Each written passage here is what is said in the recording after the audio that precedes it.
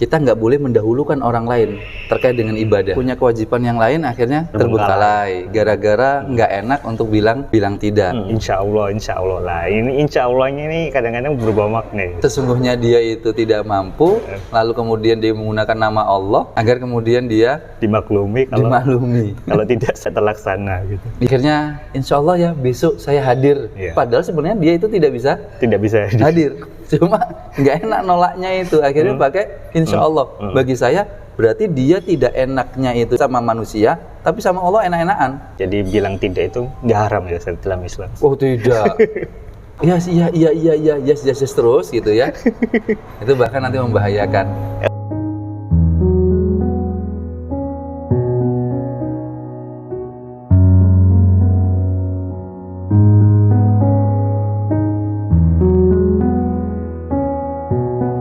Ustaz, kalau kita dimintain bantuan ya sama temen, terus sebenarnya kita itu boleh nolak nggak sih Ustaz? Ketika kita dimintain bantuan oleh orang, sebenarnya sudut pandangnya ada dua, Mas. Kita patut bersyukur kita dimintain orang. Kenapa? Karena orang yang meminta bantuan kita itu menganggap kita memiliki kemampuan untuk memberikan bantuan kepada dia yang meminta. Itu yang pertama. Tapi yang kedua juga, ketika kita dimintai bantuan, bisa jadi ada kondisi yang sebenarnya kita tidak mampu, ataupun kita tidak mau untuk melakukan itu, tapi karena tidak nyaman dengan sosok itu yang minta, mungkin sosok itu orang yang memiliki jabatan lebih tinggi, sosok itu orang yang mungkin dihormati, akhirnya kita pakewuh untuk bilang tidak. Akhirnya mengatakan, ya saya bisa, dengan memaksakan dirinya sendiri harus bisa untuk melayani orang itu. Jadi nggak harus bilang iya. Jadi sebenarnya tidak harus bilang iya kalau terkait dengan sebuah permintaan dari seseorang itu. Tetapi kembali lagi di sini kita harus melihat kondisi. Kenapa? Begini, Islam ini kan sangat menghormati interaksi sosial. Jadi apalagi tolong menolong sesama itu sungguh luar biasa diapresiasi di dalam Islam. Ada konsep namanya itu isar. Isar itu mendahulukan orang lain ketimbang diri kita sendiri. Ya, semisal ada di surat Al-Hasyr ayat 9. Jadi waktu itu orang-orang Ansor yang di Madinah ketika para sahabat itu hijrah kan ya dari Mekah menuju Madinah, para muhajirin itu kemudian sampai di Madinah, orang-orang Madinah ini kemudian menolong, memberikan pelayanan, memberikan fasilitas yang terbaik, mendahulukan kebutuhan orang-orang muhajirin. Ya, kemudian di surat Al-Hasyr itu dikatakan wa yu'thuruna, dan mereka kemudian isar ala anfusihim. Dia kemudian mendahulukan kebutuhan orang muhajirin ketimbang diri mereka sendiri, orang-orang Ansar. Walau kana bihim khasasa, meskipun dia itu sebenarnya punya kebutuhan sebenarnya, tapi lebih isar mendahulukan kepentingan orang lain. Nah, dengan konsep isar ini kan akhirnya orang yang bilang tidak itu bisa jadi baik. Mohon maaf ya, ya meskipun saya tidak mampu optimal, tapi saya iyakan permintaannya. Kenapa? Ingin mendahulukan kebaikan, kepentingan orang itu. Nah, ini wilayah isar, apalagi ditambah dalil-dalil yang lain. Khairun nas man anfa'uhu linnas. Sebaik-baik manusia itu yang paling bermanfaat untuk orang lain. Jadi kalau pakai sudut pandang isar, itu sebenarnya boleh orang yang mengatakan tidak untuk sebuah permintaan agar dia mampu memberikan sebuah kebaikan-kebaikan untuk orang lain. Tetapi kan masih ingat Mas Ilham, kita ini adalah manusia yang tetap memiliki aturan-aturan yang sangat detail sekali. Jadi dari sudut pandang itu, ketika orang bilang tidak, sebenarnya kalau dalam konteks isar itu boleh, dengan satu catatan dia tidak memaksakan dirinya. Kalaupun memaksakan, mungkin dijelaskan dari awal seperti yang Ustaz tadi bilang, saya nggak bisa maksimal, tapi saya usahakan gitu, bisa Ustaz? Bisa sebenarnya, tapi kembali lagi kita harus melihat kondisi dia memaksakan ini apakah membawa kemudorotan untuk dirinya sendiri ataukah tidak. Oke lah, dia memberikan kebaikan untuk orang itu yang meminta bantuan, tapi kemudian meskipun dia menginformasikan tidak bisa optimalisasi dalam membantu, tapi saat dia membantu ada keburukan dalam dirinya. Apa itu? Misal dia punya kewajiban yang lain akhirnya terbengkalai gara-gara nggak enak untuk bilang tidak.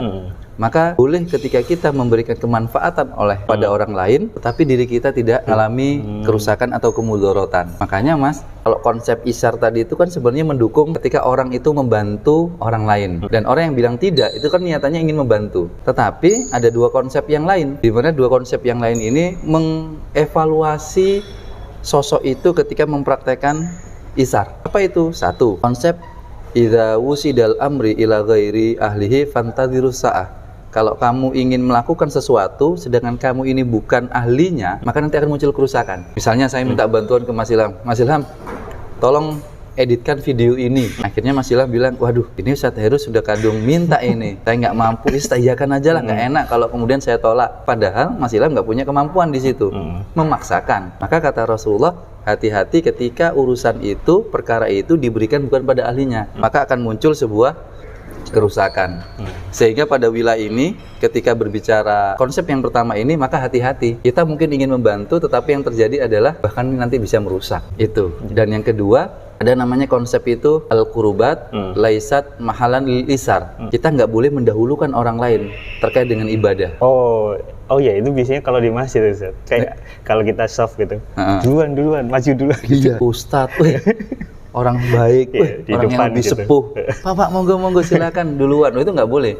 Wudhu lagi antri gitu ya. Ada 3 orang antri, kita antri yang kedua. Nah, kemudian melihat orang yang di belakang, oh Pak silakan, Bapak duluan. Wilayah ibadah nggak boleh, wilayah ibadah. Tapi wilayah sosial, muamalah itu dianjurkan isar. Kenapa?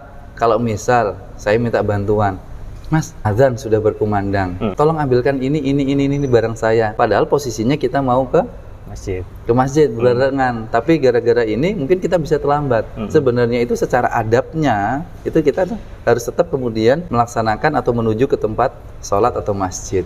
Jadi ada 2 kondisi yang seperti itu Mas Ilham, terkait dengan tidak bilang tidak kepada orang yang minta bantuan kepada kita. Berarti yang menerima, maksudnya yang meminta bantuan dan menerima bantuan juga harus tahu diri, tahu situasi dan kondisinya Ustaz ya. Kalau misalnya kita meminta bantuan juga kita tahu dan kita tidak memanfaatkan orang itu. Nah sekarang kalau dari sudut pandang orang yang meminta bantuan, orang itu yang harus lebih sangat memahami, bukan minta dipahami. Gitu. Ya, kebanyakan kan orang yang meminta bantuan itu orang yang minta dipahami. Aku loh seorang yang memiliki jabatan, aku loh seorang yang memiliki kekuasaan, aku loh memiliki strata sosial yang tinggi. Jadi kalau aku minta sesuatu, maka kamu harus melakukannya. Ketika aku ingin melakukan sesuatu, maka kemudian aku akan mendapatkannya. Sehingga pada wilayah ini, si peminta bantuan itu kemudian harus tahu kondisi dari orang itu. Nggak mungkin tidak, gitu Mas. Harus yang lebih memahami itu yang minta bantuan. Yang minta bantuan. Seharusnya seperti itu. Gitu. Terus kalau misalnya konsep satu lagi Ustaz, biasanya orang itu kan sangat gampang ketika diminta bantuan ngomong insya Allah lah. Ini insya Allahnya ini kadang-kadang berubah makna. Memanfaatkan kata kekuatan insya Allah katanya gitu ya. Melegalkan sesungguhnya dia itu tidak mampu, lalu kemudian dia menggunakan nama Allah agar kemudian dia dimaklumi kalau tidak saya terlaksana gitu. Iya. Jadi kalau kita lebih jauh lagi dan lebih dalam lagi, berarti kan kita memanfaatkan asmanya Allah. Ini kalau ibaratnya kalau dalam bahasa kita bersumpah atas nama Allah dan lain sebagainya, bukan dalam konteks yang real terjadi, maka sebenarnya ini bermasalah Mas. Misalnya ya pada umumnya lah, kata-kata insya Allah ini kan sebenarnya bukan kita berharap benar-benar terjadi, bisa melakukan itu, tetapi biasanya itu menjadi legitimasi alasan kita untuk menolak. Cuma nggak enak. Akhirnya, insya Allah ya besok saya hadir. Padahal sebenarnya dia itu tidak bisa hadir. Cuma nggak enak nolaknya itu. Akhirnya pakai insya Allah. Bagi saya berarti dia tidak enaknya itu sama manusia, tapi sama Allah enak-enakan. Pakai kata insya Allah tadi. Insya Allah. Padahal kan seharusnya dia tidak enak dengan Allah, karena menggunakan nama Allah. Tapi kepada manusia sebenarnya kan ya bisa fair-fairan saja. Mohon maaf saya ada ini dan sebagainya. Tapi kebalikannya, kita nggak enak sama manusia, tapi sama Allah santai-santai biasa-biasa saja. Ya, terakhir Ustaz, adabnya kalau kita menolak gimana ya? Adabnya kalau kita menolak adalah ketika kita dengan kalimat-kalimat yang baik. Menolak dengan kalimat-kalimat yang boleh dari awal kalimat yang baik ini diawali dengan kalimat kiasan, dengan kalimat-kalimat yang sesuai tradisi di lokasi itu. Apa itu ya? Kalau orang Jawa itu kan kalimat toto kromone sing halus gitu Mas. Supaya apa? Supaya orang minta bantuan itu tidak tersakiti hatinya ketika kita menolak. Karena terkadang menolak itu juga membawa rasa yang tidak nyaman pada sang peminta, yaitu orang yang meminta bantuan kepada kita. Jadi harus disampaikan secara baik, detail kondisi dia, ataukah adanya kebutuhan dia, adanya acara dia, agenda dia, ataukah bahkan kemampuan dia pun itu harus diinformasikan agar saling kedua belah pihak ini saling memahami kelebihan dan ya kekurangan untuk bisa kemudian memberikan bantuan ataukah tidak memberikan bantuan. Jadi bilang tidak itu nggak haram ya Ustaz, dalam Islam? Oh tidak. Bahkan ya kalau dia bilang yes terus gitu ya, itu bahkan nanti membahayakan. Oh iya, kalau diajak ke sesuatu yang buruk akhirnya yes juga. Iya nantinya. Jadi kan nggak bisa nolak nih. Iya. Dibawa kepada kebaikan nggak bisa nolak. Iya. Tapi kan dia terpaksa. Nanti suatu saat kemudian kebawa ke dalam karakteristik dirinya. Akhirnya dibawa kepada keburukan. Dia akhirnya juga nggak enak, akhirnya melakukan keburukan itu ketika diajak.